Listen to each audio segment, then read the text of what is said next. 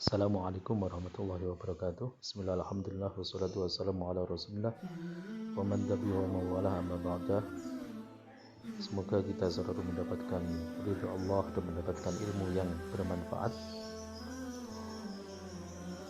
Pada kesempatan ini kita akan membahas tentang siwak, salah satu dari sunnah Rasulullah Sallallahu Alaihi Wasallam. Al-Babus Sabi fi Fadilatis Siwak. Qala Nabi Sallallahu Alaihi Wasallam rak'atani bi siwakin khairun min sab'ina rak'atan bi ghairi siwakin. Rasulullah Sallallahu Alaihi Wasallam bersabda, 2 rakaat dengan siwak itu lebih baik daripada 70 rakaat tanpa siwak.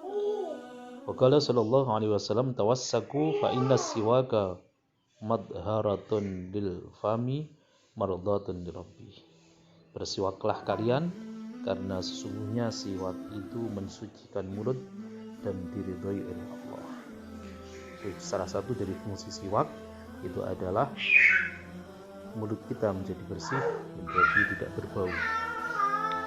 Wa qala sallallahu alaihi wasallam, sittatun min sunanil mursalin al-haya'u wal hilmu wal hijamatu was siwaku wa ta'atturu wa kasratul azwaj.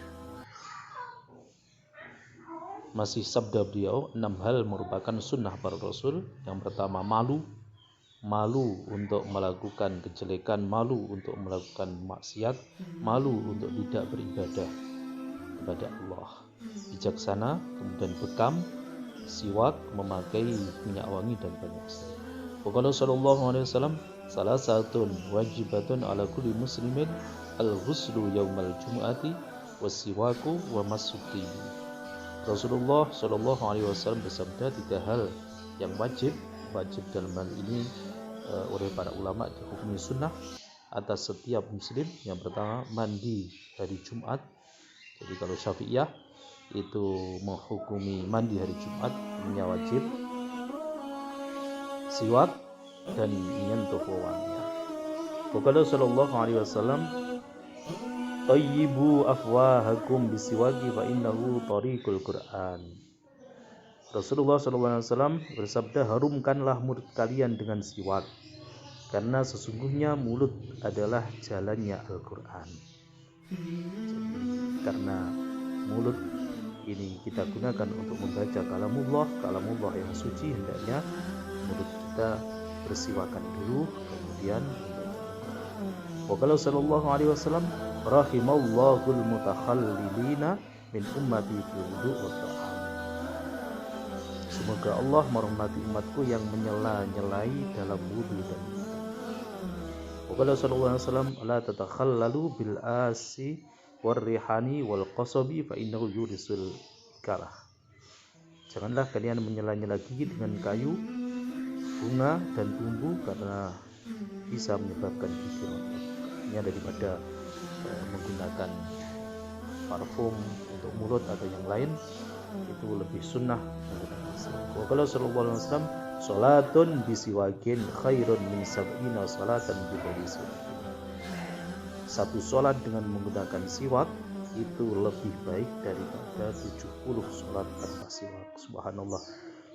Jadi satu salat dengan bersiwakan itu lebih baik daripada 70 sholatan dengan tanpa siwak. Mari kita simak tentang kriteria sholat yang ada di dalam kitab Fathul Qorib. Faslun bistimali alati siwak, menjelaskan tentang cara menggunakan alat siwak. Wa min sunanil wudu'. Siwak itu termasuk dari salah satu dari beberapa sunnahnya wudu. Wa yutlaqu siwaku aidan ala ma yustaku bihi min arakin wa nahwi. Kata-kata siwak di dalam kalangan Arab itu diucapkan atau digunakan dalam istilah benda yang digunakan untuk bersiwak, seperti kayu arok dan sesamanya. Intinya semua kayu bisa digunakan untuk bersiwak. Salah satu dari contoh di sini adalah arok, kecuali kayu-kayu yang di dalamnya berlubang. Wasiwak mustahabun fi kulli halin. Menggunakan siwak itu disunahkan dalam setiap kesempatan apapun. Wala yukrihu tangzihan, dan tidak ada hukum makruh secara tangzih. Illa ba'da zawali yushaimi, kecuali siwakan itu untuk orang yang puasa setelah masuknya waktu zuhur. Jadi siwakan itu tetap sunnah selama belum masuk waktu zuhur. Kalau sudah masuk waktu zuhur, itu dimakruhkan untuk siwakan. Fardhan aw naflan, baik puasa ini fardu atau sunnah. Wa tazurul karahatu bi ghurubi syamsi. Bagi orang yang puasa, kemekruhan menggunakan siwak itu akan hilang ketika masuknya waktu maghrib atau dengan tenggelamnya matahari. Jadi untuk orang yang puasa, sunnah tetap sunnah mulai subuh sampai zuhur, nanti zuhur sampai maghrib itu makruh, kemudian maghrib sampai subuh lagi itu tetap sunnah. Waqtaran Nawawi adamal karohati mutlaqan. Imam Nawawi memilih tidak adanya makruh sama sekali secara mutlak. Jadi baik orang yang puasa itu ketika masuk waktu zuhur, kalau menurut Imam An-Nawawi tetap hukumnya sunnah. Karena ada satu riwayat yang mengatakan bau mulutnya orang yang puasa indallah, menurut Allah itu seperti bau misik, bau minyak misik. Karena Allah ridho terhadap orang yang puasa sehingga baunya itu seperti bau misik, sehingga ketika disiwaki itu oleh para ulama dihukum makruh. Bahwa as-siwak fi salasati mawadhi'a asyaddu istihbaban. Kemudian di dalam 3 tempat ini siwak sangat disunahkan min ghairiha, daripada yang lain. Ahaduha inda taghayyuril fami min azmin. Yang pertama, ketika bau mulut kita itu tidak enak disebabkan karena diam yang lama. Jadi orang itu ketika diam lama maka bau mulutnya akan berubah. Kila huwa sukutun tawil. Azm itu adalah sukutun tawil, diam yang lama. Wakila tarkul akli. Ada yang dalam kamus Arab mengatakan azmun itu adalah meninggalkan makanan atau tidak mengkonsumsi makanan sehingga bau mulutnya tidak sedap.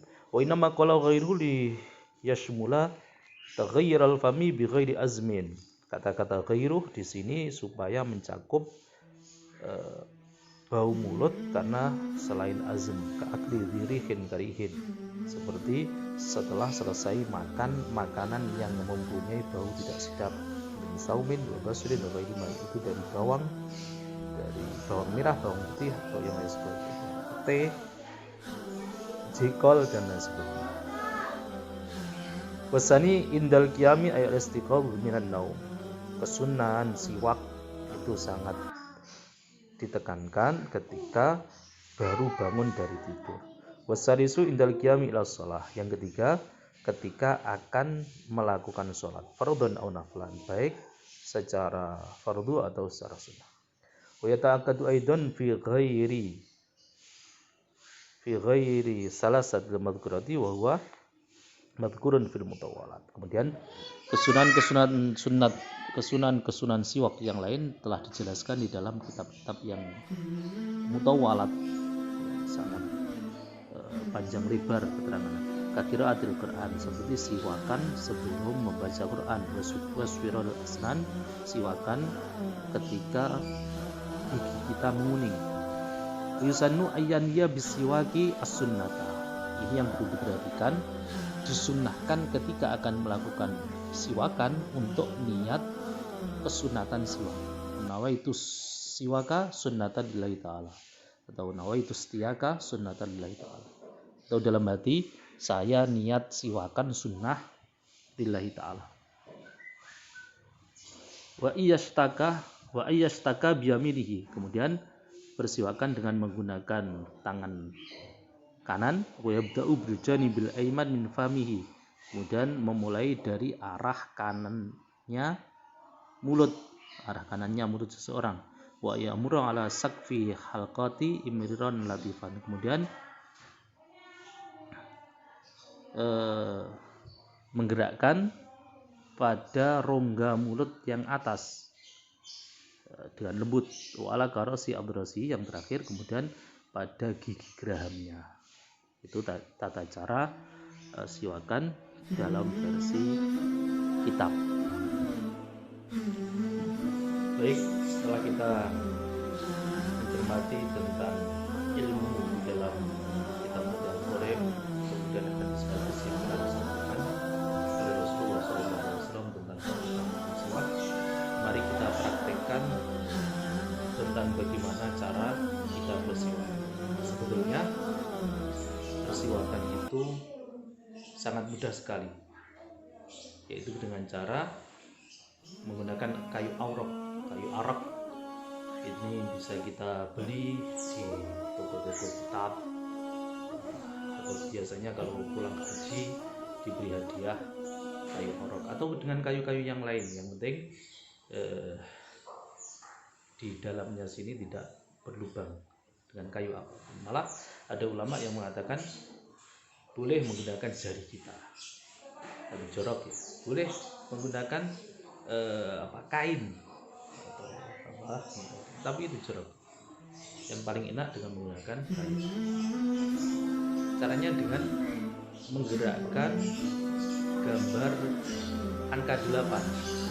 Kita mulai dari sebelah kanan, kemudian kita akhiri sebelah kiri, yaitu dengan memutarkan sesuai angka 8. Tapi harus ingat, kita harus niat di dalam hati pas kita mulai siwak, dengan niat saya niat siwakan sunnah lillahi ta'ala. Mari kita praktekkan. Bismillahirrahmanirrahim. Nawaitu siwaka sunnatan lillahi ta'ala, tapi di dalam hati ya. Jadi angka 8 seret, ini nanti ya, seret, terus ini 1 kali, kemudian lagi 2 kali, terus ini seret, 3 kali, kemudian kita masukkan ke dalam mulut, kita gerakkan di rongga mulut yang atas, kemudian yang terakhir ya gini.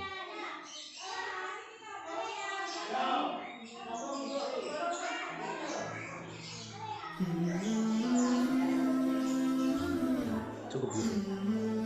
Dan siwak itu hendaknya tidak cuma satu siwak, hendaknya banyak siwak kita letakkan di tempat kita tadarus, tempat kita sholat, atau tempat kita wudhu, supaya dalam setiap kesempatan kita siwakkan, dan di situ ada alat siwak yang kita gunakan.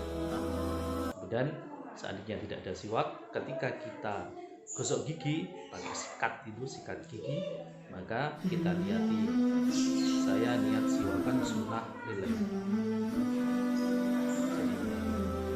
Untuk mengikuti Rasulullah secara moral itu tidak mungkin. Untuk mengikuti Rasulullah SAW semampu kita, dengan siwak, karena satu sholat menggunakan siwak itu lebih utama daripada 70 sholat menggunakan siwak. Ada ulama yang mengatakan ketika ada orang yang sakaratul maut, akan dicabut nyawanya, maka disunahkan dipakaikan siwak supaya nazaknya, supaya keluar ruhnya itu ringan. Ada lagi yang mengatakan ketika mau lahiran, seorang ibu disunahkan memakai siwak supaya ketika lahirnya itu berjalan dengan lancar. Jadi banyak sekali menggunakan siwak, disenangi oleh Rasulullah, disenangi oleh Allah, disenangi oleh malaikat. Kemudian fadilah dari ibadah kita menjadi tambah daripada ibadah-ibadah yang tidak menggunakan siwak. Wallahul muwaffiq ila aqwamit thoriq. Wassalamualaikum warahmatullahi wabarakatuh.